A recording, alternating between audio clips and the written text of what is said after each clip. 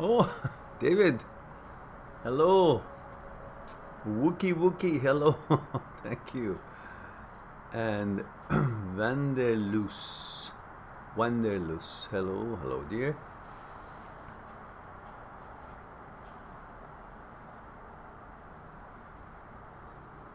My today's creation.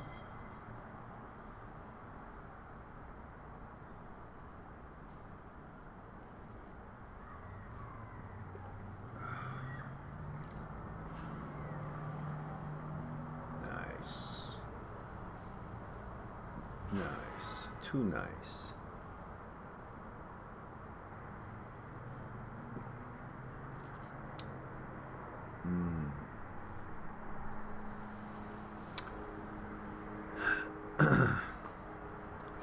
David says, right when I have to go. But first, age 23 male Dallas. Thank you. Set a good precedent before you depart.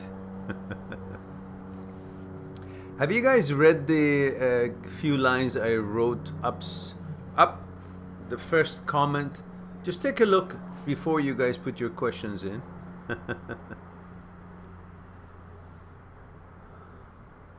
All right? So before you put your questions in, just take a look at the few lines I've written up there on the comments. Right after when I say, hello everyone.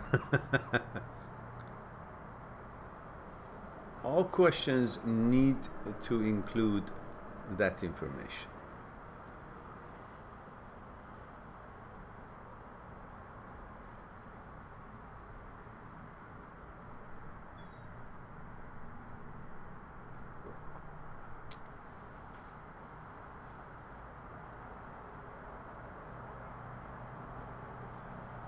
Darren, complete your question by the protocol.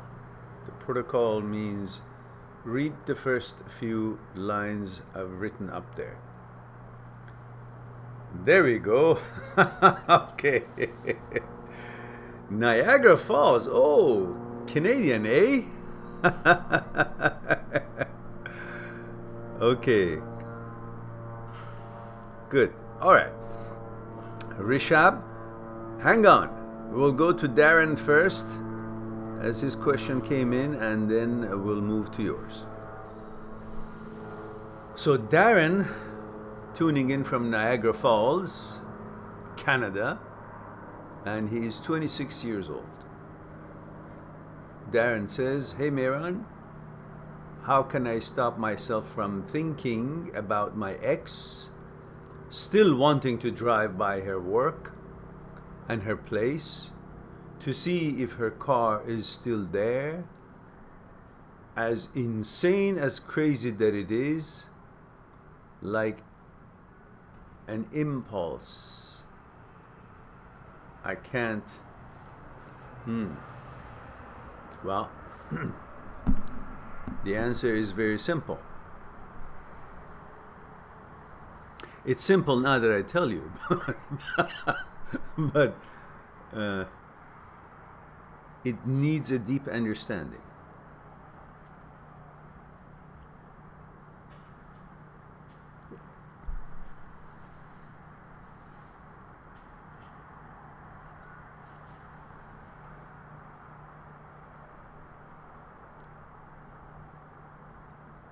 First of all,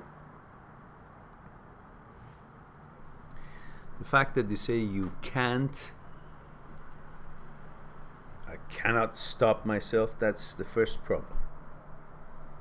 Because once you say you can't, and you know everything that we do in this life, mind does it first, the body follows. So when you say you can't, you've already dubbed yourself incapable of doing a certain task. Because if the thought says you can't, your body follows what the thought wants you or don't want you to do. Excuse me. Some kind of a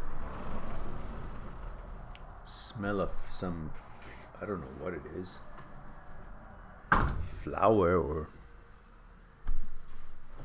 something. Soap. Drives me nuts. Anyhow, so when your mind, when your thought says I can't, then the possibility of it being possible is deleted. No longer you have the option of I can, because you just commanded that. That's number one. Number two, you really need to focus on the fact that you guys broke up. What are you checking her for? There is no commitment. There is no agreement. There should be no expectations. So why is it that you go there? Are you going to see her? No. You think you do. But logically, think about it. Why would anyone want to go to see a woman who has said to you that she doesn't want to be with you? Why would anyone of sane mind, a decent quality, would pursue a woman or want to see her or want to be with her when the woman shows no interest, doesn't want to be with you, for whatever reason you guys broke up? When there is such a sentiment in there, why would a decent man still, why would you want to go see her? If her car is there, if she's out or not, if somebody else, well, there are many elements in play there. One is that you're conditioned to make sure that nobody is better than you, that you are measuring up, and the fact that an ex-girlfriend is going out with somebody else makes you think that that somebody else is better than you, and you're trying to save that position for yourself and not to believe that, not to see evidence that would make you falsely think that somebody else that she's going out with is better than you. That's a sign of being better than you, and therefore you would not be good enough. Since childhood, you've been conditioned to measure up. You've been compared, that you got to be more. And you've always had this feeling of, am I good enough? Because you've always been compared. In the classroom, the teacher compared you with the other one who made, who got a different grade in math. And parents compared you with uncle's son or whoever's son or neighbor's son. And you always tried to be a little bit more than what you are in order for people to have a different opinion about you that would be complimentary. So you had all these conditionings and pressures.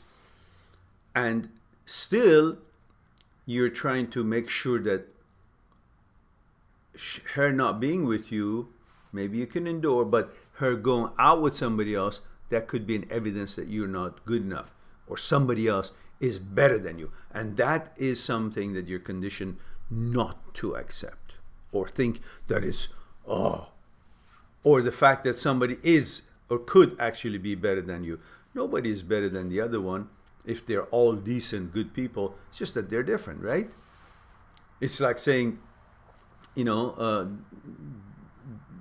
fact that you've been eating spaghetti and you love it, it's delicious, and one day you're gonna go have Persian food or tandoori chicken or cello kebab. It's a kebab of Persian recipe, or chicken chow mein of Chinese, or entrecôte of French cuisine, schnitzeltes.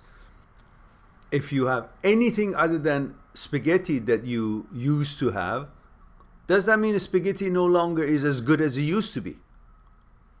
It just means you tasted different food and you like that food too, but doesn't take anything away from the qualities, nutritional values, and the taste of spaghetti. Yet, when a girl chooses a different guy for some reason that it doesn't work with you guys, you tend to think that that means you're no longer good enough. Nothing has changed. Only she has decided to try another food or, be with another guy. So it's not a reflection on you, her choice. It's a reflection of her. It's a reflection on her. But no quality changes or taste changes in a spaghetti. So, however, that's not the whole reason, is it? You're still waiting for that punchline. Me too.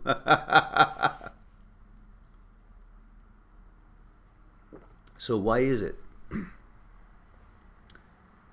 Why is it that you think you have to go and see? So therefore, the reason you go and keep checking to make sure that she hasn't gone out with anybody else. So I can endure it that she doesn't want to be with me, but I can't endure that she has actually, if her car is not there, that means she's out.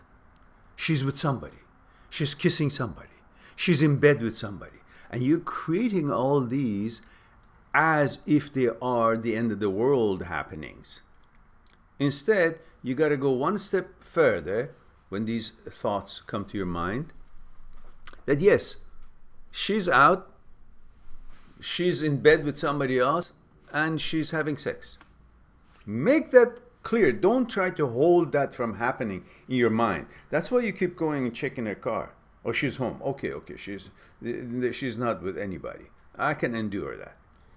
She's not with me. She doesn't want. Oh, that's fine. But she's not with anybody else, so I can endure that, because that would mean now personal. It's about you. When she goes out with somebody else, you take it as if it's a sign about your value, your affirmation. It now becomes personal to you. But when she hasn't gone out with anybody else, you don't care. Okay, she doesn't like you. Okay, fine. So it's not personal yet. You just miss something that you had. But once she chooses to go out with somebody else, her car is not there, and you come up with these illusions or facts, and then that's important to you because that could mean something about you. And when it's something about you, the me, that's when the problem starts. Oh, no. Something has diminished from me. Somebody's better than me. And we're all programmed to think, okay, we are it. All right, what else is there? There is something else. That something else is that you're not going. The reason, remember we talked about why when a woman doesn't want to be with you, why a decent guy still wants to pursue her? And we tried to understand that, but we didn't come up to the conclusion. And now, question it again. Why would you want to go and see if she's there? Why would you pursue her if a woman has said she doesn't want to be with you? Because you're not pursuing the girl.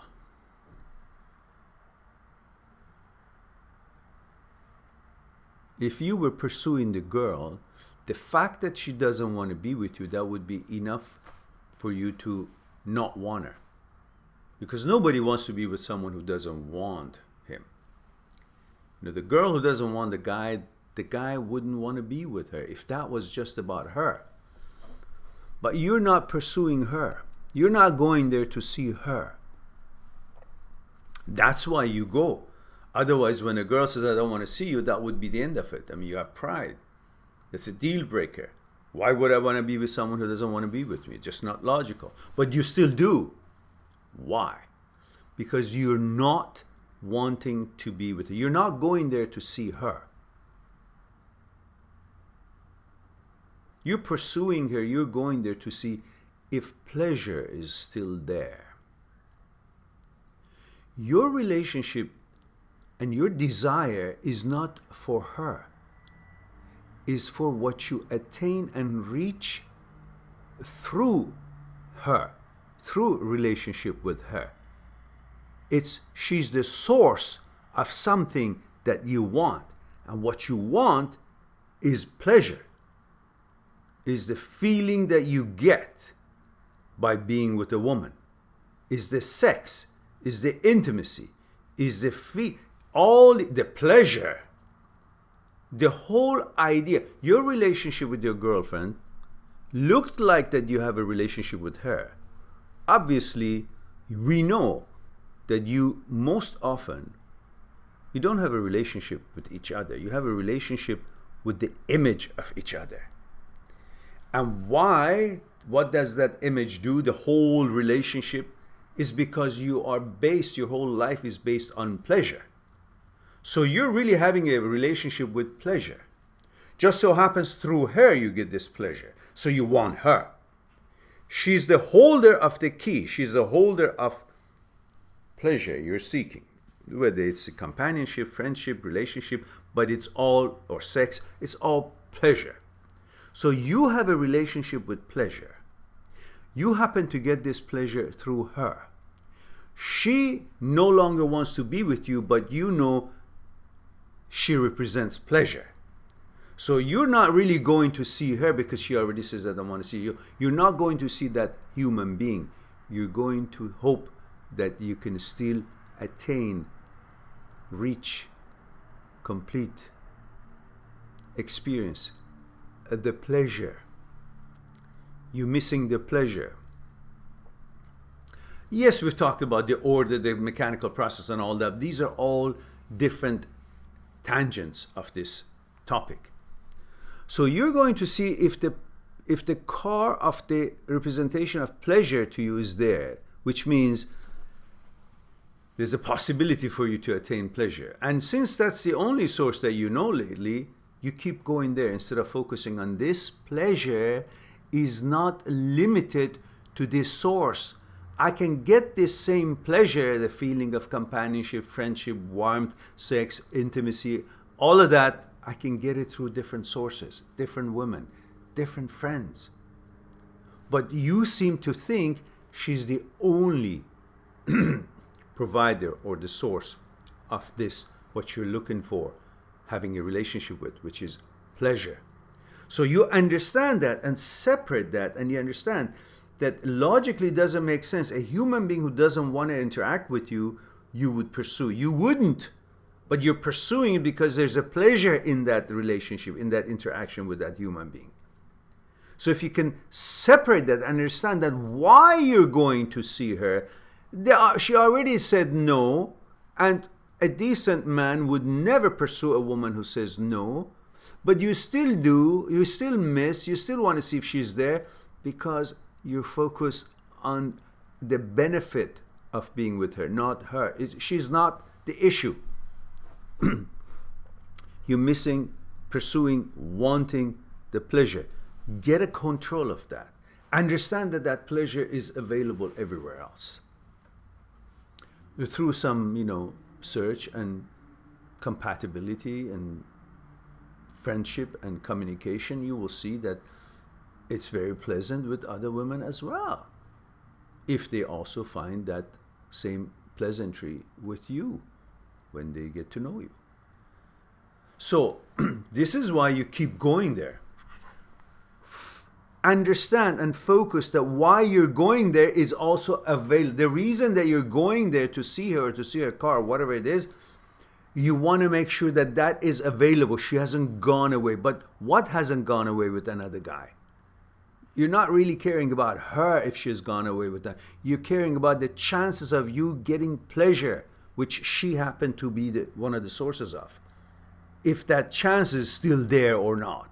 For that reason, you should focus that chance, that pleasure, that what you're seeking is everywhere. You just happen to know about this source. Start focusing on other sources available. Then you wouldn't think that you should go there. That's not the only place that pleasure lives, resides. Then you will cut it off. Because you see, why would I need to go to such a far field, or the field that's got a lot of fences around to get some cherries? There's a field here, it's got lots of cherry trees, there's no fence around. They welcome me. It says welcome. So when you focus that there are other cherry farms, other peach farms, other, pineapple farms with no fence around it, and it gives you the same taste and pleasure and wonders, then you would keep going to that farm that says, you know, fenced around it and it's closed. So, okay, big deal. I don't care about the cherry coming from this farm. I just want the cherry. That's why I'm going to the farm, not because the farm, the location, where it is. No.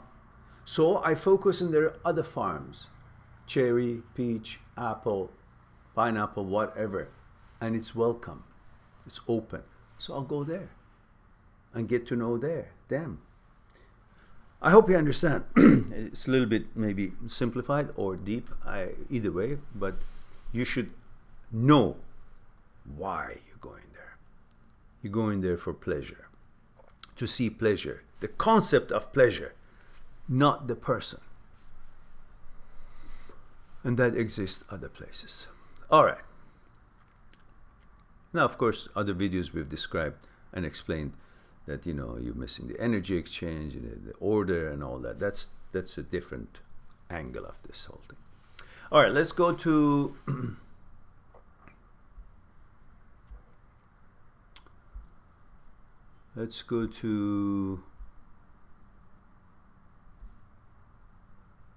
wow, there it is. Rishabh Meena says, hi Mehran, how are you? Rishabh from India, 22 male. Thank you for letting me know that, Rishabh. Moved on from a breakup because of your help, and sometimes I feel I'm stuck in my life. Well, who doesn't? And says, please help in this. Help in what? Stuck in your life? Life is a river, isn't it? We talked about life is a river. How could the river be stuck? It's always a motion, movement, flow. Now, you may not be focusing on the right part of the river. That's why you feel like you no connection. Why? Because we talked about life is a river. Imagine if you're standing in front of the river. You're facing to the river. You're standing right beside the river. From the left mountainside, when the river is coming towards you, that's your future. It hasn't arrived yet.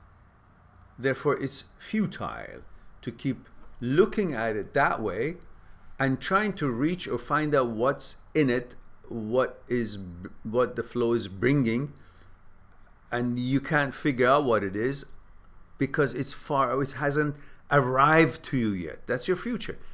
You can't do anything about it. You can't be in contact with it. You shouldn't worry about it. You shouldn't be focused on it. It's a waste of time. That focus should be somewhere else. Where? To the right of you, where the water has already passed. That life, that flow, that time, that event, that's past. Well, that's past. You have no way of reaching into it, pick up something that is far from you now. It's already gone. It's moved away. The water flow is moved away to your right, going, continuing its journey, its path. You can't reach it. You can't pick it up. You can't make any changes to it. It's not within your reach. That's your past. It's already gone. Futile to focus on it so much. Maybe you learned experiences from it. Maybe you enjoy some memory of it, but it's futile to try to change it or focus on it or regret it or whatever it is. So the only part that you should be focusing on, and you can have something to do with it and reach in and interact with it or get wet, it's right the water that is passing in front of your feet. That's your now. That's where your focus should be. That's where life is happening. That's what you should be concerned, because that's when you can reach in, pick up something from the water, is within your reach. You can put your hand in front of it, the water will jump over to splash it. You can interact with it, you can jump into it, you can come out with it. You can do things with it and modify things as it is passing by, because it hasn't passed by and it is here. So it's not far away, that hasn't come yet, and hasn't gone and passed that you can't reach it and do anything to it anymore. It's still here. It's still in the happening stages. That's where you should be focusing. But your focus that you think you're stuck in life is because you're focusing on the parts that you can't do anything about them. You can't change them. You can't know what they are. And you're just creating frustration and anxiety for yourself instead of focusing on the part that is passing right in front of you and you can interact with it. Like the day that you're the moment that you're focused on, things are happening in that moment and you can be part of it. You can modify things. You can change the word that is about to come out of your mouth. But once it's out, it's too late. So focus on the things as they're happening, as they're blooming with you at the moment of happening in life. And that's the life that you're one with the flow of life. Then you're no longer stuck because you're along with the flow. You're with the flow. You're one with the flow. Just as it's happening, you're there, involved, right? And then you're part of it. Then you're no longer stuck because you're going with the flow of life. But when you think about what hasn't arrived, the water on the right from the mountainside hasn't arrived, or the part that is already gone, that's what you're focusing, the past or future. That's when you feel you're not one with it. You're stuck because you can't make any changes to it, any modification to it. You can have nothing to do with it. That's when you become frustrated. So focus on the now, on what you're doing right now. The only thing I can do is make changes to this tea, meaning by drinking it, or shaking it, seeing it, smelling it, lifting it, picking it up, putting it down, because it's within my moment. It's the now. I'm one with the activities, the exchange that I can make with this. But once I've drank this tea, well, within reason, I can still throw it up, but that's not what we're talking about. It's no longer here. I can't have anything to do with the part that is no longer here. It's gone. So before it's gone, I can do things to it. And before I really make the tea, pour into it, I can't drink it. I can only drink it when it's here and when it's warm, really, right? So with the moment, stay with the moment, you will be part of life. You focus on the past or the future and things that hasn't happened yet, or you're just wondering about, worrying about, then you're not in contact. You get frustrated because then you think you can't make change, therefore to you it means you're stuck. So be with the moment, then you're with the flow, then you're not stuck. All right. Of course, you can plan things, figure out what you want to do, and so on, and then take steps in bringing them to fruition. That's a different part of this conversation that I think we don't need to go into that now.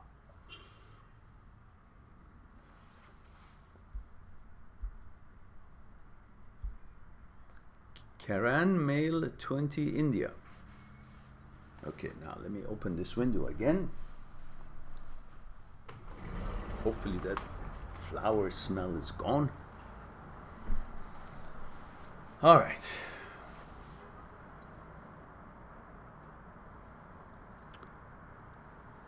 Karan says, I just came to say hi. It's 11 here and I need to wake early tomorrow. Okay, good night. Thank you for stopping by. Tuta says, Mehran, help me to find a good dentist. Just broke my tooth. No. I'm not a phone book.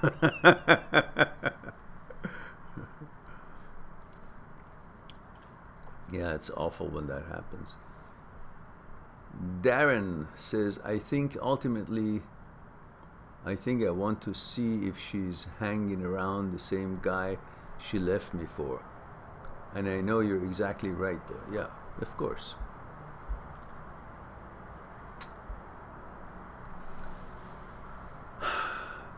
Karan says, by the way, I just wanted to say I'm watching your videos and have been busy with my studies and started working out and I'm feeling a lot better.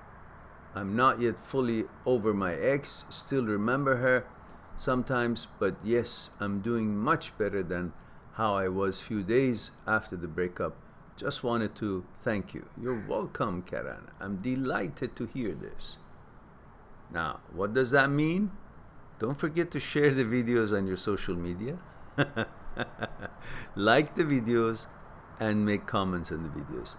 There are 12 people here. Just take a moment, guys. Click on the like. We need every like we can get. That could help us to be more visible on YouTube with its algorithm. All right. Sadia or Sadia, I'm not sure if that's the whole name, says, sir, how to get rid of my feeling of possessiveness? Just understand that you don't own anything. And the more you stick yourself to something, the more dependent you become of that thing. And the whole idea of life is to be free, not to be dependent on something. Whether it's food, alcohol, some garbage drug, or whatever it is that one can become dependent, hooked on, addicted to, nothing that could keep you addicted or make you addicted is good for you. Nothing. Even love. That takes away your whole existence and freedom and independence. It has to all be in balance, in moderation, so you can function. You cannot focus too much on something because it takes away your focus from everything else that you need to balance your focus on to function and strive, advance, grow, develop further in life. Possessiveness, you think you're attaining. That's what you want. I want me. I want mine. But in fact, the more you want to possess it, the more it is possessing you, because you become dependent on that attaining feeling, that possessiveness, that having. That brings attachment, even though you think you're having it, but you're increasing the level of attachment to something. And the whole idea is not to be attached to that level that paralyzes you from actually enjoying and experiencing life as abundance of opportunities and teachings and lessons that it has to offer you. It's no different than you focus your eyes on your cell phone. As long as you're totally focused all the time on this, you will miss everything else and you will not be able to enjoy and know what other things are all around. So possessiveness, it's the same way. And you think you're possessing that, but that is possessing you. You think you're using your cell phone, but the cell phone is actually holding you back from everything else that you're capable and you can and you could be interested to do. So are you actually using the cell phone, or the cell phone is using you?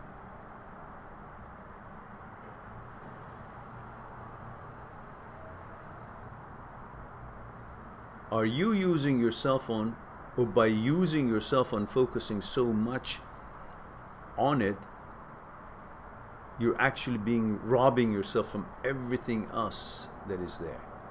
It's like constantly eating peach. You think what? It's good for you? Too much of anything is not good for you. But by constantly eating peach and wanting all the peaches in the world, what happens?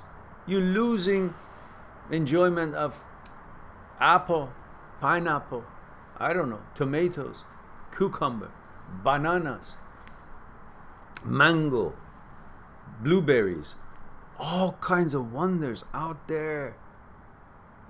So the more you try to control, attain, get something, possess something, the more you're actually possessing, allowing it to possess you, the more actually you're separating yourself from the freedom that you're naturally wanting and is part of you, naturally, nature of yours. All right, that should give you enough reason to not want to possess anything that much. And mind you, the more, if you only eat peach or if you only focus on, you eventually throw up. So that's too much of that. I don't care how sweet, how tasty it is, too much. Same thing. You want to possess someone, eventually get tired of it, because what's there after possessing? What's there after you 100% have this thing and has no control on itself, has no divisions or differences, and it's just there for you? What?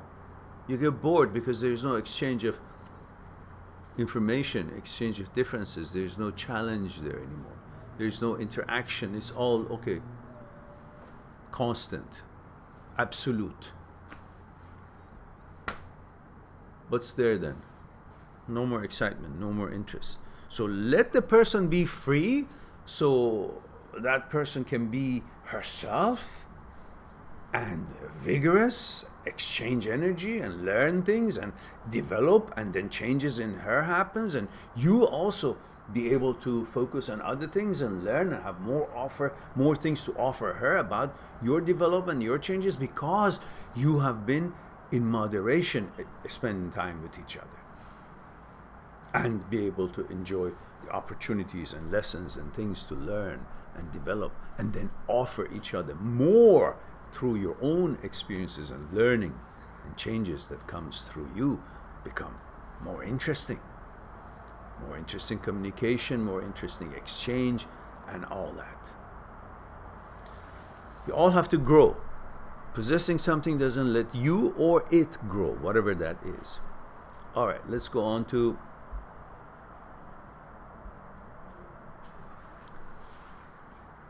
Shabarish Kumar's. All right, Shabarish Kumar's. I don't know if that's the whole name or half a name or put two names together. How long will it take to forget the ex completely and move on? As long as you want it. It's up to you how long it takes. It's not a milk to say how long it takes to go sour if you leave it out of the fridge. It's up to you. It's in your mind.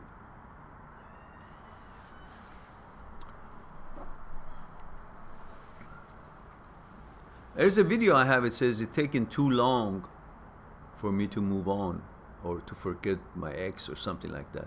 You can search that on my channel, and you will have a video, I think, similar to your question, more elaborately explained. Christian Mühlbauer. Guten Tag, Christian. Says, thank you for your work. My pleasure, Christian. Glad you enjoy it.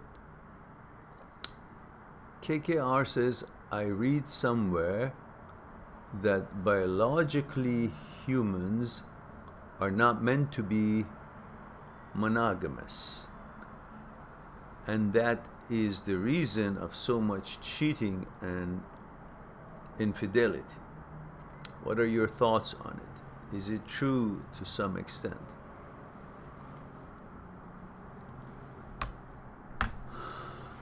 Well, yeah. It's a new concept of civility that we have learned, that we will live with one person all our lives. Thousands of years ago, cavemen didn't understand the concept of marriage. And of course, that had its own problems, you know. Just men having sex with so many women and women having sex with so many men. There was no rules. And yet the questions were there, you know, fighting over women and wars. And, you know, many wars in the world happened because of women. I mean, you look at the history, you will see there's always been a woman involved. Not always, but often there were wars that was instigated by differences or dislikes or likes, preferences of the woman. They went to war because to get that princess. So it's been recent, like, you know, I don't know how many years that the institution of marriage and family and, you know, one woman, one man and all that. But the whole cycle is still the same, pretty much. You get married, but there's ways to break the marriage. It's not like they try to, through religion and customs and another way of using intimacy and sex and relationship between man and woman, they use it to control people, and they came up with this marriage business. But even so, people get married, but if they don't like to be with each other, they go get divorced. So what is the business of marriage? What does it mean? When it can be broken, and rightfully so it should be, because not people could change their minds, and they should be able to be free and do what they want to do, so they go get divorced. So what is this paper supposed to mean? The whole idea is the inner feeling of yours, that if you want to stay true to yourself, to this relationship with your partner or not.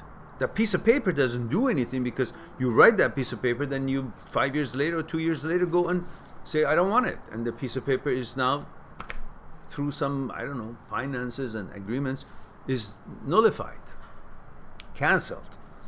So what's the purpose of getting it? Is what? To force you to stay. Is it economic reasons? Is it sense of what? Unity, or know which unit is which? Of finances? Control? Certain kind of organization? Because ultimately, no matter what rule you pull, if two people don't want to be together, they won't. They go through millions of dollars. They're rich people, go through millions of dollars to still pay out and separate themselves. Why? Because most important, valuable thing in their life is their freedom. It's a peace of mind. And because we discussed it in detail in many other videos, that conflicts and division always exist because each person's having a relationship with the other person's consciousness. And the consciousnesses are different, conditioned and put together differently. And you can't simply, just because you like cinnamon bun and she likes cinnamon bun, and or I like this movie and she likes the same movie, and I like to bike and she likes to bike, therefore we are matched. And nothing is going to be separating us. That's it. Heavenly made. No, these are some things that you have in common. But do you have a quiet understanding of your consciousness? Because that's where the divisions and conflicts really happen. And for that reason, there's always going to be divorce and breakups. You cannot force it. You have to understand it. For that to have a better chance to have a longer lasting relationship, you need to understand who you are, how you're put together. What is the psyche? What is thought? What is consciousness? How is consciousness put together? What is consciousness? Consciousness is me, is my center. I am. My consciousness is me. I'm nothing else other than that. I'm not just a look. You can't have a relationship with the look. You can't discuss things with the look. The look is not a representation of smarts and wisdom. That's an avatar. That's a physical entity of ours. A physical part of our entity. So, the consciousness, if you understand how your consciousness is put together, what is the relationship between your thoughts and consciousness? What does fear mean? Where does it come from? Is there such a thing as fear? What is desire? How is it born? What are the steps, process of desire to be born? How does it affect? What is the role of pleasure? What about ego? What does it have to do with us? If you understand all of that about yourself, then you begin to understand the possibility. You will see the possibility of understanding your partner, because she's put together the same way. Now, the ingredients are different to have created this dish. One dish is you, your consciousness. One dish is her consciousness. And you see the ingredients that have gone to this dish. Because the ingredients are different, and even if they're the same, the time they're bonding together, the heat and all the other environment and conditions makes that dish taste different. These are the reasons that the consciousnesses are different in different people. And therefore the divisions and conflicts comes because you are different and you are your consciousness. And the consciousness is different in each person, put together differently, conditioned differently. Therefore there's a difference. You can't make that difference go away and just say, okay, we both like color green and we both like to go to, I don't know, have tea or beer or whatever the hell it is, or we like similar things. That's not you. That's why it's short-lived if you only focus on that to keep your relationship together. But if you get to know each other conscious, you have much better chance to have a long-lasting relationship, because you understand where you come from, how you put together, what makes you tick, therefore what makes the other one tick. You become more understanding, flexible, compromising, helpful, grow together, learn things. Otherwise, you try to solve every challenge and dissatisfaction that you have in life through physical pleasure. That's why you leave this one and go to that one, because maybe if I fuck with that one, I'll feel better. I'll feel more complete. And that's a better pleasure, because your life is centered around pleasure. So you keep trying to solve your problems in life through pleasure, seeking pleasure. You think pleasure makes you smart, makes you rich. Even if you don't have money, you still go for pleasure, because it's escape. It takes your mind away from things that are short in your life. You haven't accomplished. Through pleasure, people try to solve their physical and shortcomings in life, dissatisfactions in life. And that's where everything goes even further wrong. Pleasure is not smart. Pleasure doesn't mean wisdom. Pleasure is just momentary feeling of, joy, that you've turned it into a longer period and joy became pleasure. And that's a different story. We talked about joy and pleasure in different time, different videos. It's a long story if I want to go into it. So let's focus on what, just limiting the answer, I guess. So, short of the long is that they're a lot more into a relationship than just physical interest in each other. When you don't realize that, then the possibility of keep changing partners becomes even more, because your whole relationship is so shallow. It's only based on sex and physical pleasures, and that runs its duration. And then you try to rekindle that excitement through a new kind of physical pleasure, and therefore you jump from this branch to the other, from this partner to the next, and to the next, and to the next, and it never ends, because that pleasure is not the solution to bring a stability to life. Through pleasure, you cannot bring a stability to your life. But this is what you seek, because it feels good, makes you feel good. Even if it's not good for you, you think because it makes you feel good, then it must be something advancement or growth or better. No, it's again temporary. Anyhow, it's going to be a long discussion. Let's go on to Darren. Darren says, one last thing. I texted her from another phone 2 days ago and basically cried out for help, and she told me just to seek professional help. Yeah. Later on, I emailed her one last time. Jesus Christ, why? What do you think she's got? What? What does she have that you want? Wisdom? What? She's going to guide you through life? She has the secret of life? Why you want her? Because you haven't found a value for yourself.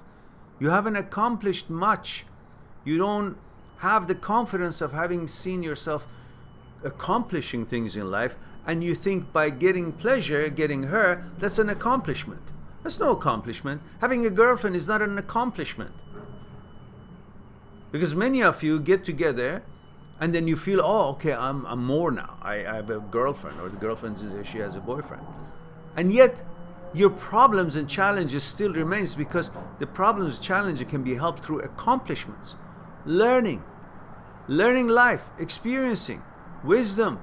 It doesn't go away by just finding a girlfriend or having sex or pleasures. And if you think that's the case, that's when you go wrong. Stop contacting her. She's got nothing to offer you. You think she has because through her you can get pleasure. That's it. Otherwise, what has she done for you? What has she taught you? If she has taught you, I don't know, math, compassion, responsibility, she helps you become wiser, gives you all these scientific notations and findings that she does. She can cure common colds. She's compassionate and brings food and takes the problem of people of the world away. Well, yeah, okay, go for her. Keep go and bow to her. But if that's not, what else is she bringing? Through a relationship, two people just get pleasure. Whether it's, I don't know, however it is, sexual or whatever it is. What else? What else is that you think she's the representation of life to you? Why are you pursuing her that bad? What is she going to give you? Everything you want in this life is within you. Only you can get it for yourself. Go accomplish yourself. Don't make her responsible to be for your worth and value or satisfaction of life and experience that you have. Go build something out of yourself.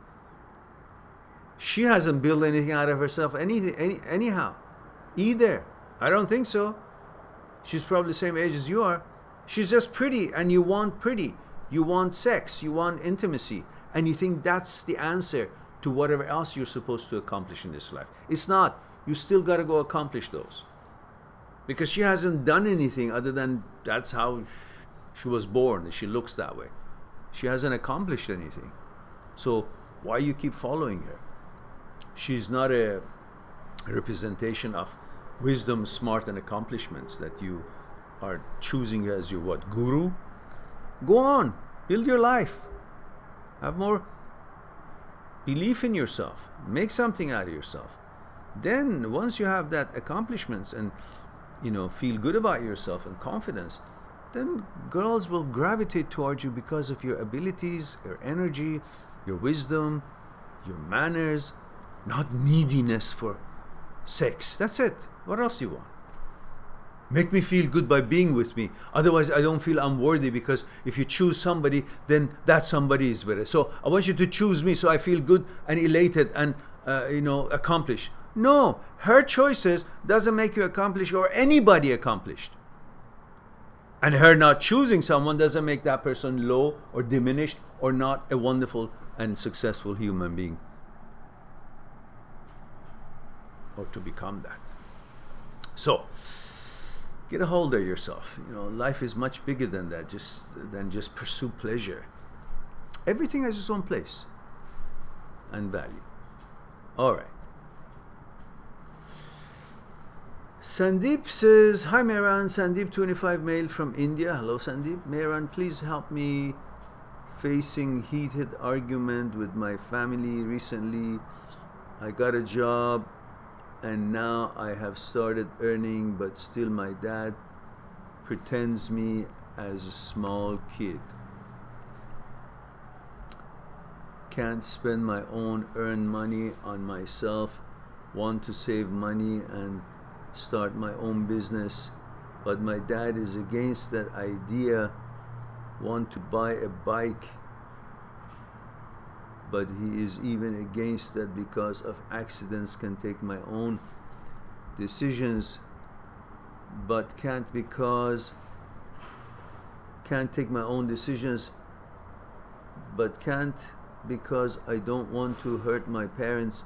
I tried my best to make them understand, but due to generation gap, they can't understand my reality, understand me really very much.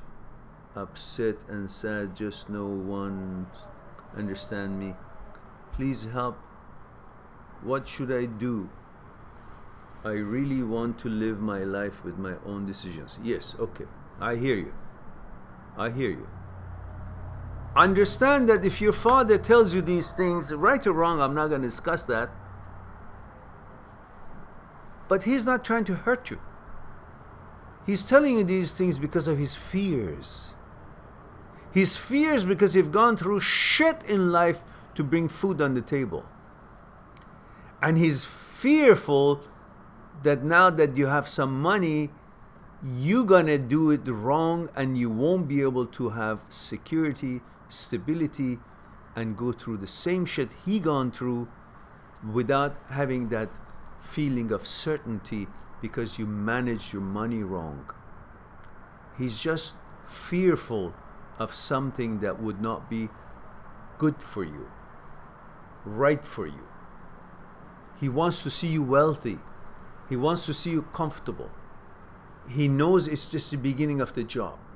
He's fearful that if it's just the beginning and you spend the money on this and that, so forth, and don't have a plan for it, when you actually need it to buy a house or to get married or whatever it is that you want to do, what if you lose the job and the money that you gain, instead of at least keeping it for a while to see how the job goes, to make sure that it's coming. Nothing is permanent. He's fearful and he's older. And when we are old, we become fearful of the lack of opportunities.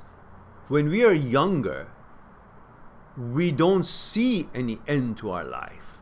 We don't see any end to possibilities. We run around, we do whatever we can, and we have the world by the ball. And we think we're going to conquer everything because we are young. That same you who think this way and think your father doesn't understand you, when you have a child and you're at the same age as your father, and your child, after years of helping him, feeding him, providing for him shelter, food, things that he wants, finally he's old enough, he gets a job, and suddenly right after he gets a job he wants to spend the money on bike or this and that, so forth. Rightfully so, he hasn't had it, he wants it. But then you say, I helped so much to help raise you. I love you. I'm fearful of possibilities. What if the job is not there? What if something hits you and you get damaged? Think about when you are your father and you have a child that you love so much. And everything you're going to say, it's going to be contrary to what the child wants to do, because the child doesn't see the world from your angle. And he thinks you're against him, that you don't understand him. He doesn't think that you're seeing the angles that he cannot see. Therefore, he thinks they don't exist.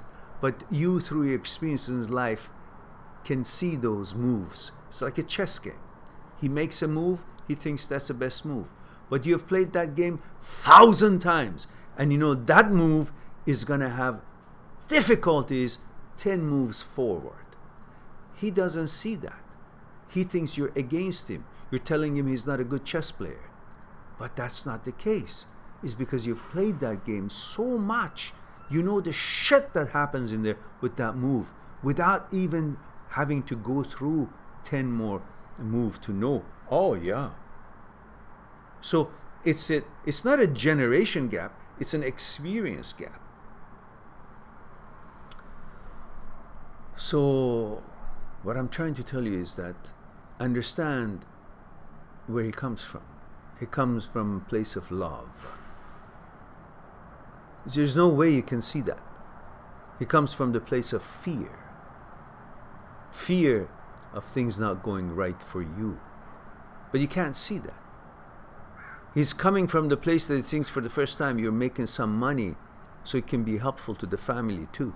Meaning not to give your money to him, but he just wants you to take care of your money so he will be able to have a little bit more money for the rest of the things that the family needs. Not you just fuck around with the money and then what? Again, nothing has changed. Even though you have a job, but he's still having to pull the burden. He wants to see some responsibilities. I think, now, this needs a little bit of a growth. I don't know how it's going to grab you, but listen to me.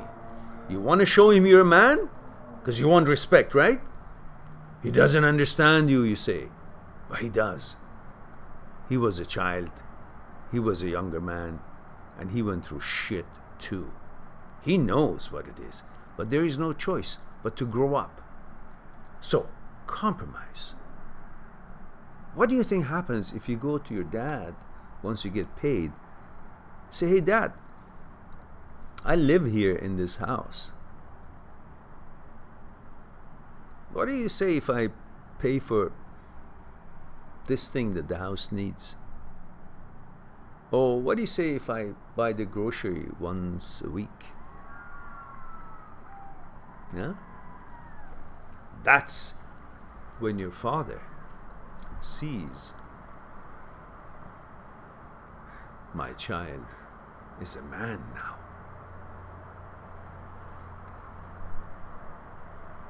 That's how you gain respect. Through responsibility. Through taking some of the weight from his shoulders. Then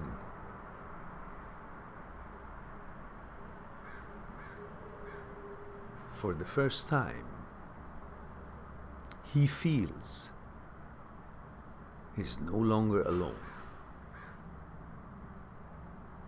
He can feel the support of his son.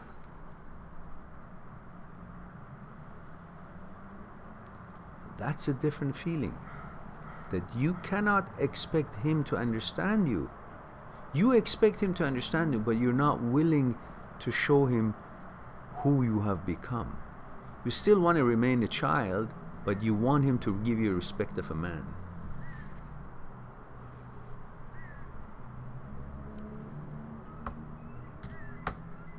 Budget your money. Figure out what are the best use of this money. Be frugal. Be thoughtful. Money is not growing on tree. You're working for that money. And he worked all his life to feed every one of you. He's not going to ask you for money. But he wants you to have your money. He doesn't want you to spend it on bike or this and that and bullshit here and there. Once you gain and save your money, have a lot more of it, then you can do what you want then.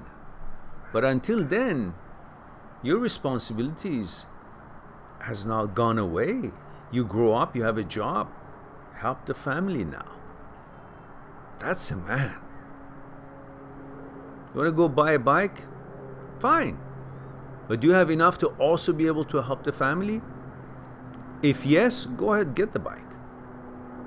Insurance, bike, and possibility of danger and all that is part of life. But do you have enough money to also help the family? Maybe you can just not have the bike, because it's just what? It has its own problems and probably benefits too, but also problems too. So why don't you wait a little bit? Accumulate your money, save your money, put yourself in a good position, create a bank account, let the money go in there. Use the money for making the life of the family as a whole, your father, just privately. Say, Dad, may I give you this money? Like, a little bit, like, this much money. Can I help put something in the house? And see the reaction of your dad. Let him see that you've become a man. To become a man is not by age, it's by action. I know this is not what you wanted to hear, but this is what you're gonna get to hear. If I care about you, just 0.5% of how much your father cares about you, this is what you're going to be hearing. Build your life, hold your money, save your money, put it to good use. When it's enough, you will have your own business. You will have all of that. Patience. Don't go into war with your dad. Discuss. Listen to him. He's not there against you. He's trying to make sure you will be successful in the business that you want to do. So the 1 or 2 lessons that he has learned, he's giving it to you free. Listen, examine it, see if it has merits. Maybe use it in your decision makings. Ultimately, you're the man of your own. You eventually leave that house and go live on your own, and you will see life all by yourself. But in the meantime, there's no sin to use the suggestions or the lessons or the information that your father has accumulated through his journey. Use that. Don't throw it out. I want to do it myself. Yeah, go ahead. But use that information so you can do it better. And your father would love to see you do better than he does, for sure. But gently, diplomatically, approach this diplomat, not by force. I want to see, I'm making money now, I'm a man. Treat me like a man. No. Be a man, then you'll be treated like a man. All right, enough. I think you got the gist of it.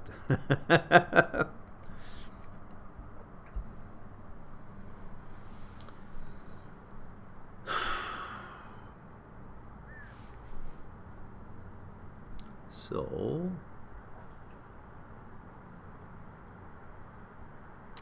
Lottie says, being quick and clever is looked on as good, which it is. How about things we are not good at, like being oversensitive or make mistakes, then trying to make computers work?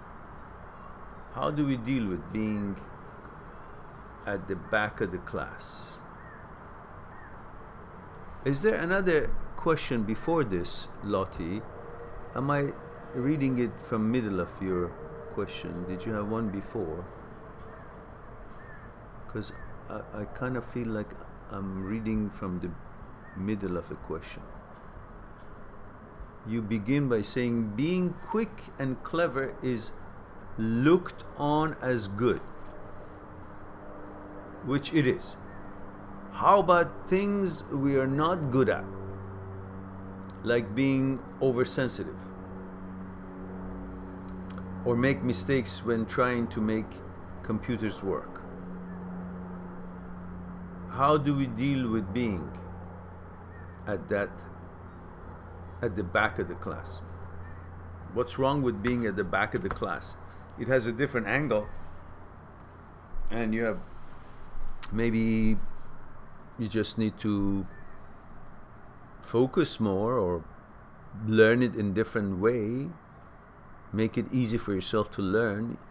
You don't have to be as fast as the other one. All you have to do is as the best you can do. What do you think the runners in a track meet are doing? They want to be as fast as the other one, or they want to be the fastest they can be? That's what you should focus on in life. I don't care how many people know more about computers than you do or I do. I care about how much I can learn and what things I need to learn, and I go learn them and help myself to be good at what I want to do with the computer. I don't need to know everything about computers, because if I'm supposed to know everything about computers, then what about my expertise about the job that I have? Then wasting my time not really becoming good at the other stuff that I'm really good at in life, but just becoming good at computers, which is I only need a little bit of it. My job is not programming or designing computer systems, so I don't need to learn that much. I only need enough to use them for what I need from computer. So it's okay. There's no sin that I'm not the best in everything. Why should I be the best in everything? I'm sure there's something I'm better than some other people, but I don't really care if I'm better than some other people. I just care if I'm the best I can be in that thing, and I can help myself and others for the purposes I need that knowledge. Do I have enough knowledge of that? Can I be helpful to myself and my life? That's all I care. I don't care how many other people I'm better at something, or how many other people are better than me at something. That shouldn't be of your concern. So whether I'm at the end of the class or not, I don't care. I just want to know if I can understand and learn enough to help me advance my life. That should be my focus. The best I can be, not better than the other ones, or not worry about who's better than me. I don't care. So in that way, I'm at peace, whether I'm at the back of the class or front of the class. According to what I need and what interests I have, I will be, in some cases, back of the class, some cases ahead of class. Some cases I'll be better than other people, some cases other people will be better than me. What's wrong with it? I don't care. I'm not here to make a statement that I'm better than you. Who cares? I'm better. Nobody's better than everybody else in everything. Everybody has their own shortcomings and their own strong points. So that's a balance. Majid says, Salam Aziz Jan. Salam Majid. Introducing my friend to your channel. All right, good. Appreciate it, Majid. Lati says, female 40 from UK. Sino Zinan says, Hong Kong 40. Okay, hello, Sino. Lati says, I feel sometimes I'm too emotional seeing a beautiful dance or some music, or when someone is mean. Logically, I understand the happy emotion reaction is part of being alive, and someone who is mean is the problem. But how to adjust switch of emotional reaction? So it's good to be emotional, but this is my personality. But should I try to be more unemotional? Is that better? No, be how you feel good about it. Just be how you feel good about it. What's wrong with being emotional? You're emotional, so big deal. You know, some people are that. Some people are just simply more in touch with life and with, care about things. That's nothing wrong with it.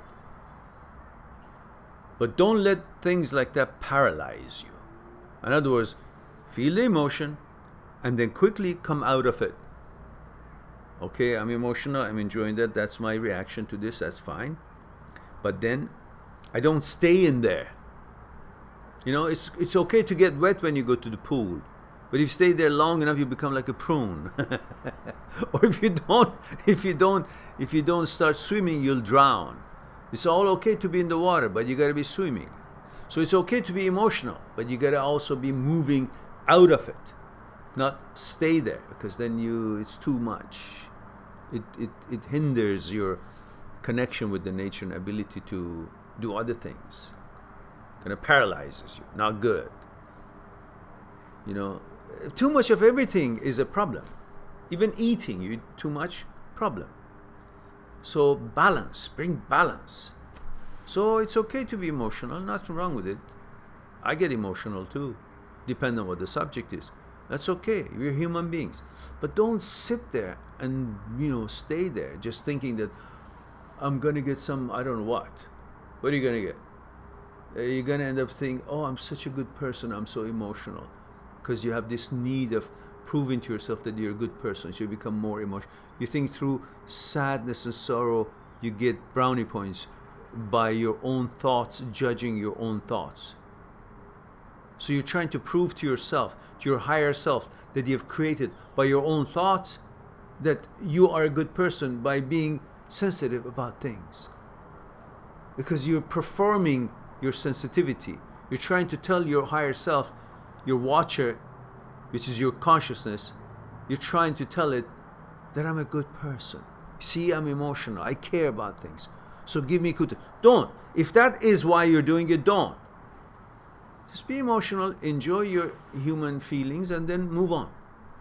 Because you have, remind yourself that with whatever is happening that makes you emotional, if it's, I don't know, if it's you see two animals are eating each other, killing each other, whatever, and you get emotional, sensitive, understand that, okay, I can see that, but I have no authority, I have no powers to change that. Therefore, I can see it, but I can't feel guilt for it or responsibility for it.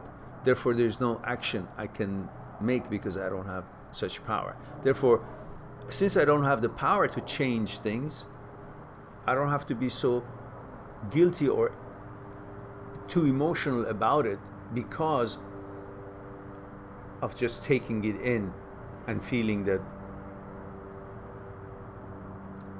Because what's the reason for you to take that in so much? You have no power to change it. Because you recognize that you don't have power to change it, then don't be too concerned about it.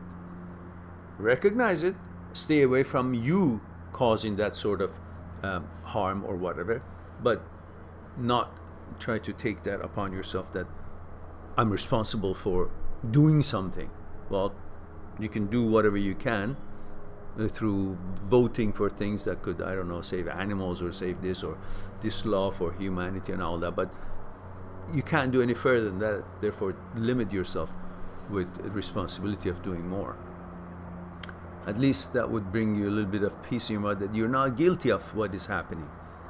And your emotion is not based on the fact that you want to prove to yourself, to your higher self, that you're a good person. So look at me, I'm crying.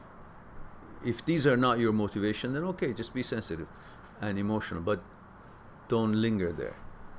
But if you see that's why you want attention, that's why you're emotional, then cut that out. You don't need that much emotions there.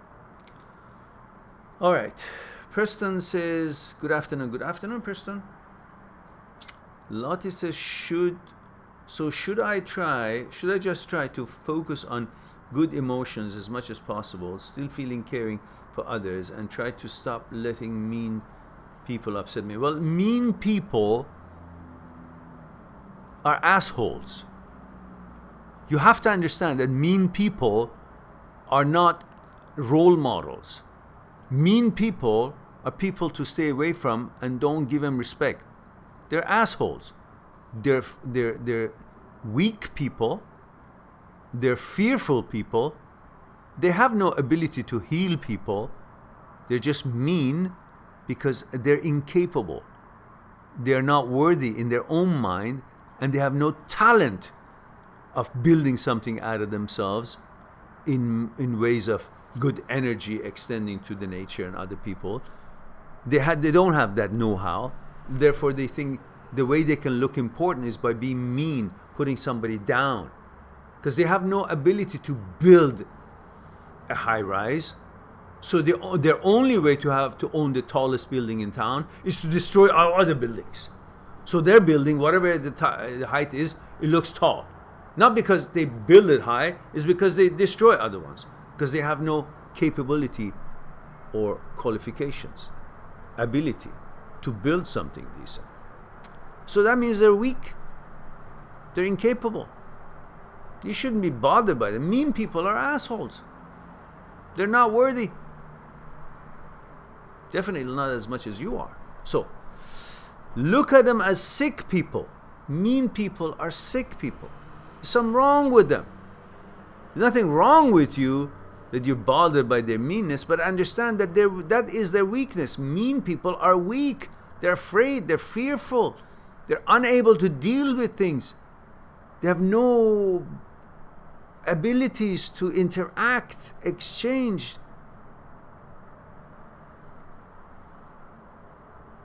They're backward. They're behind. That's how you should look at them. Then you won't find their meanness hurting you, because their meanness tells you that they're inferior. Otherwise, a strong person is not mean.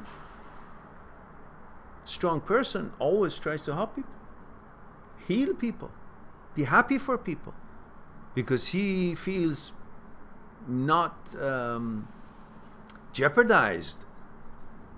But if he's not accomplished himself, he has no confidence.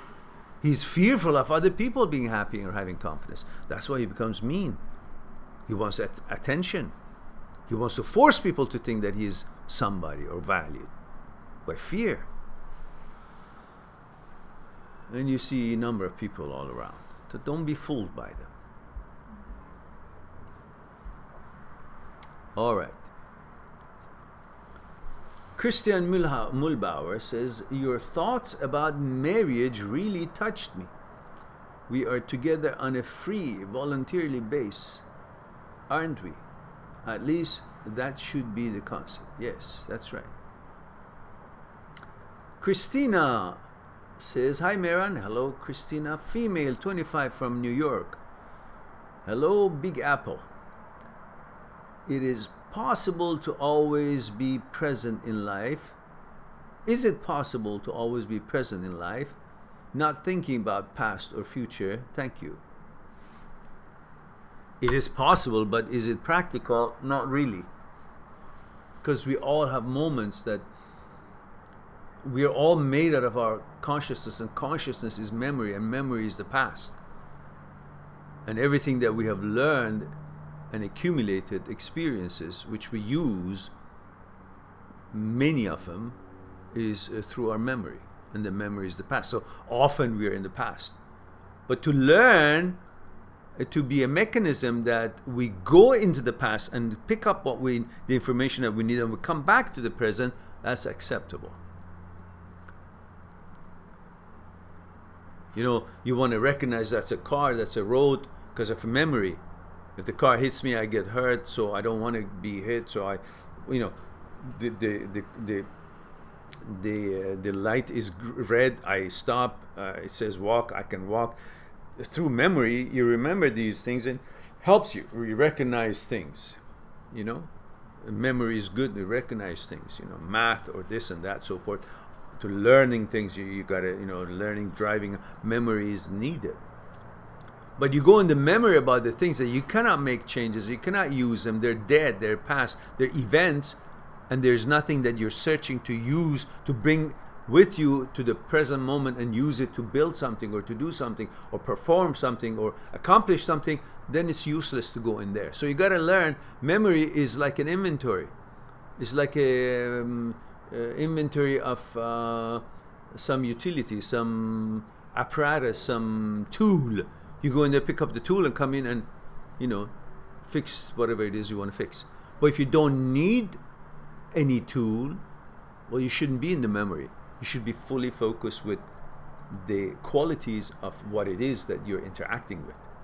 You know, if I'm trying to pick this cherry or peach from this tree, what's the use of me thinking about, oh, while I'm trying to reach for this, instead of focusing on how to put my foot on this branch and that branch and how to grab this and how to pull myself up and which one I want to grab and pull, instead of focusing on that, which is the now, what I'm trying to do, what's the use of me thinking, oh, you know, there was a tree in my, you know, auntie's garden or auntie's orchard, and I remember that I was going there to pick. I'm unfocused now, no longer and able to really position myself for what I'm trying to do here. So that kind of a being memory, further than recognizing this is a cherry tree, I can eat it, and going further into my memory about a cherry tree is useless. So I recognize it, that's enough. That's because of my memory. I picked up the tool, I understood this is a tree, food tree, and now what I want to do with it is, let's be with the now. And the future hasn't happened yet. What am I doing with it? Yes, I can have some plans, what I want to do. And once I've done it, then let's focus here, because the whole pain starts when you're no longer with the present, because present moment usually is made of, it's always made out of so many small moments. A moment is made out of so many small moments, and in every small moment is so little time that you feel there is no unexpected things going to happen. You feel safe if you're with the moment, because you're paying full attention. You get a better result of whatever it is that you're negotiating, you're dealing with in that moment, because you have your full attention to the moment, which means you're recognizing every little components of that one moment, which are lots of little smaller segments of moments, and you're with it all, though therefore you're paying full attention, so therefore you can get better results of whatever it is you're trying to accomplish in that span of time. So being with the life, being with the moment, is something that you should condition yourself as a default, and only go to the memory when you want to pick up a tool or some information that helps you with what it is happening at that moment. And the future would be something that when you're sitting having tea, you want to plan on something, but you can't be walking around thinking about future. You're going to bang into the door and walls. So full attention to the present moment means when your mind and body are both focused and are in harmony, moving together. Then you have your total, manifesting your total power. But if your body moving to this street and going toward that store, and your mind is about some other store, some other time, or some business dealing, or whatever else that you're thinking about, your relationship, you may actually forget what the hell it is that you're going to that store for, or you go to a different store, or you're just not paying attention to what it is. So your mind is not with your body, and that is when you're not manifesting your total powers. You're in weak position. I have an exercise that I've shown in here. When you go on my channel and type in willpower or unliftable body, you will find different videos. Some of them are 12 minutes, 5 minutes, or one of them is about 60 seconds. And on that, it shows you where your mind and body both are coordinated, something against the law of physics takes place, which I have demonstrated that in one of the seminars I had in a local university. I used that exercise with one of the students, which bigger than me, came and helped me to demonstrate that exercise. So go on my channel and just type in unliftable body, or a seminar at Capilano University, the end of fear, something like that. That segment is in there. And you find the shortest one, and you will see what I'm trying to say. When mind and body are both coordinated, that's when you manifest your total power. When they're not, meaning your mind is thinking about something else and your body is trying to do something else, you won't get the best results. Whatever it is, you want to play tennis, if you're thinking about your girlfriend, or if you're thinking about some exam coming up, you can't make the shot as good as you would normally do, because your full attention, your mind is not with your body coordinated. And in everything else the same. But when they are, you will be at your optimum. So it is very important to be with the now, and with the now means mind and body both are together. But when you're in the past, your mind is in the past, your body is here, your mind and body have been separated. You're not as strong, you're not as stable, you're not as focused, you're not manifesting your total power. The same thing, if your body is here doing something, or you're thinking about the things in the future that hasn't happened yet, you're worried about something, or you're thinking about some planning on something, you're separated your mind and body, therefore you're not manifesting your total power and abilities to whatever it is you want to accomplish. But when you are focusing on the now, on the present moment, naturally your mind is here paying attention to this now, and your body is here, so mind and body are together, coordinated, and you will get the effect that you will see on that video that I was just talking about. That will happen. And of course there's a lot more to it, but that's the gist of it. So it's spooky. Says, I'm in no contact with my ex and told her to give me space so I can move on. She texted me just recently after 2 months and told me she appreciates me being so good to her in the past.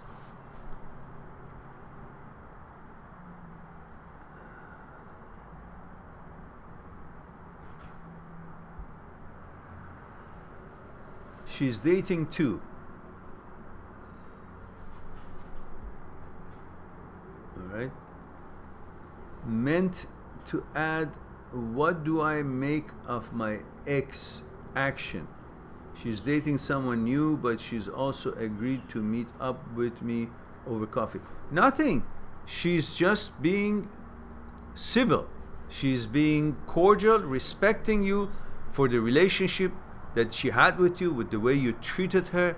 You've been a gentleman, you've been a good boyfriend, but like everything else, things change, molecules and atoms of everything change. The mentality and understanding or appreciation or coordination or compatibility or interest or curiosity or whatever in people also changes. So for whatever reason, you guys are broken up. Okay. But she's still trying to be respectful to you, appreciate you, and that's a human nature.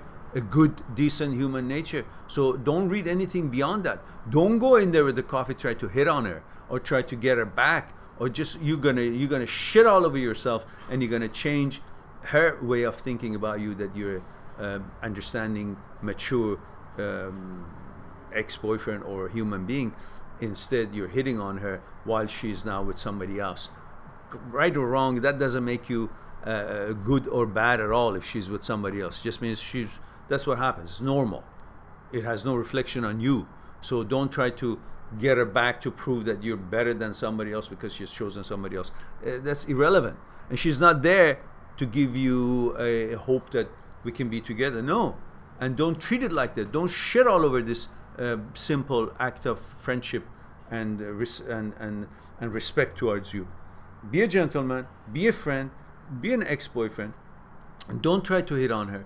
Don't try to make it look like she's there for any reason. No, she's just there to pay respect to you as someone that she wants to have a normal energy exchange. That's all. So don't make anything out of it.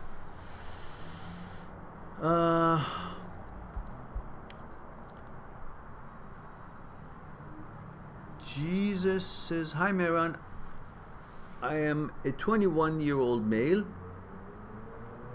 Jesus or Jesus? I am not sure.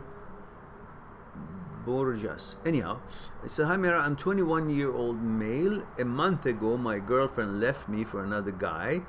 We even had planned of moving together, and now I feel depressed and hopeless.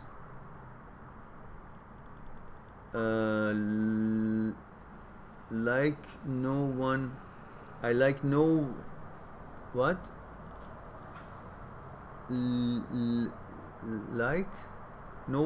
will ever love me again.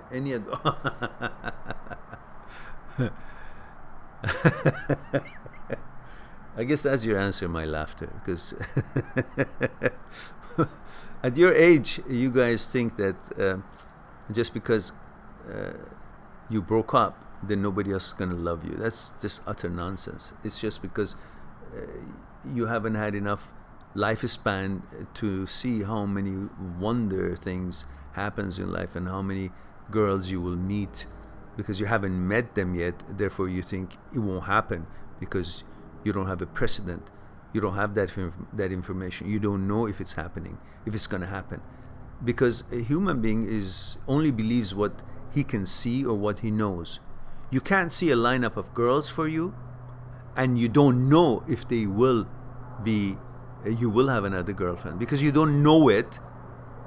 There's no source that tells you, hey, this is for sure, and you haven't come across to understand that this is definitely going to happen. And because you don't see a lineup of girls or somebody who is contacting you, therefore you don't see it and you don't know it, therefore you don't believe it. But that has nothing to do with the fact that the possibilities are tremendously over the 100%. Because whether you want it or not, you're going to meet girls and you're going to like them and they're going to like you. So, but the fact that it hasn't happened yet and you just broke up, that doesn't mean it's not going to happen again. It's like saying, I just ate. I'm not hungry anymore right now. I just had food in my tummy. I'm not sure if I'll ever be hungry again. Well, you just ate, you're full, and you haven't become hungry yet to feel like, oh, I'm hungry, here it is. Because you don't know it, you can't feel it. But after a while, you get used to the fact that, yeah, I ate that now, but I will get hungry again. I know that because body, it goes through this kind of energy, use, and it will deplete this energy and it wants food again. Now, once you have one girlfriend, the next relationship, and so on, then you get used to the fact that this is a recurring thing. Whether you want it or not, when you break up, your path will run into somebody else's path, and you guys will meet, and you will like or love each other. So that question for you is not to question it right now. Just let the nature take its course. Just like you didn't know you're going to find this girl and be girlfriend, boyfriend with this girl, the same thing happens next. Did you know you're going to meet her? No. So if somebody would have asked you then, when you hadn't met her and you didn't know that you're going to meet her, if they would have asked you, hey, do you think you're going to have a girlfriend? You said, I don't know. I don't think so. Why? Because at that time you hadn't seen it and you didn't know it. It wasn't apparent to you, right? So based on that information, you would conclude that, I don't know, I don't think so, that I will ever have a girlfriend or anybody ever would love me. But it did happen, didn't it? Even though you thought you didn't know it will. But it did. Same thing here. You don't know it will, so you think nobody will ever love me again, because you don't know. But the same situation existed before this one came along. You didn't know either, but it did happen. And you don't know either that it will happen also. So what you know right now is not sufficient for you to conclude that nobody will love you again. That's nonsense. It's bullshit. It's age 21? Are you kidding me? Just relax. It'll be okay. Trust me. It will be okay. You can't even help it. It will happen. 100%. So just be patient. This is normal for feeling this way after a breakup, especially at this age. At this age, you think your girlfriend is the whole world because she is in control of the pleasure that you're seeking. Pleasure, companionship, friendship, sex, and all that. So chill out. It'll all come together. Somebody even better than her, because you will know what you want. You will get to know yourself a little bit more. You will expect a little bit more, and you will seek for a higher quality girl. And you will find it, because you will be more accomplished. You'll have more confidence, and you have more to offer. So you will have a better quality, more mature girl that you will love even more, and she will love you even more. So don't worry about that. Relax. Go on. Enjoy your life. Don't let it pass by with these silly thinkings. Majid says, my friend says, your voice calms him and you have a good kheslat. Got you another viewer. Hope I've made up for the books. Yeah, good job. I am glad that your friend is enjoying the channel as well, and he can always search on what is concerning him on the channel, and he will be certainly finding lots of videos on the topics that he would be interested in, as far as if it has to do with the psyche, the thoughts, consciousness, fear, desire, and ego, pleasure, and how they all interact with each other, and they have a role that they play in the way that we negotiate our day-to-day lives. Or if he is concerned or interest in relationship problems, we have over 1,200 videos now that each one of you can search on the search engine of my channel and find what you're looking for. There's bound to be something on that topic. We're talking to Kevin Helgeson. He says, you're an amazing person, mate. You helped me out a lot a few years ago. I'm glad to see that you're keeping up the good work. Well, thank you, Kevin. I'm delighted that you have benefited from the channel and the videos, and I'm hopeful that you will learn more and more from yourself, about yourself, through the channel, and embark on a wonderful journey and enhance the quality of your journey in this life. And that would be a wonderful thing for me to know that you guys are benefiting from the channel. Please don't forget, guys, to recommend the channel to your friends. Share the videos you like on your social media. Help us to be more present on YouTube. Like the videos that you like. Click on like.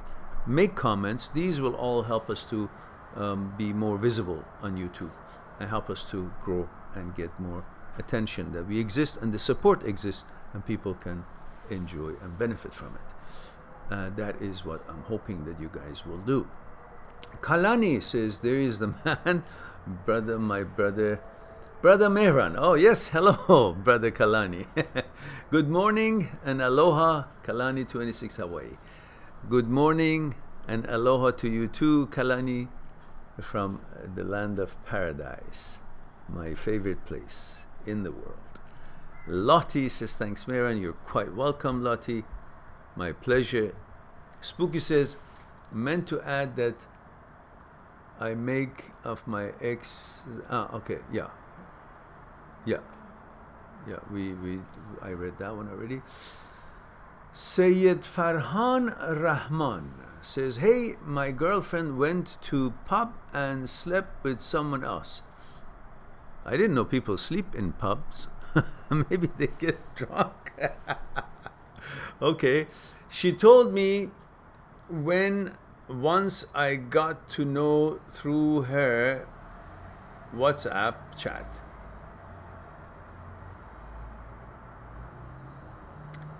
It's really hard for me not to think about it. What should I do? Nothing.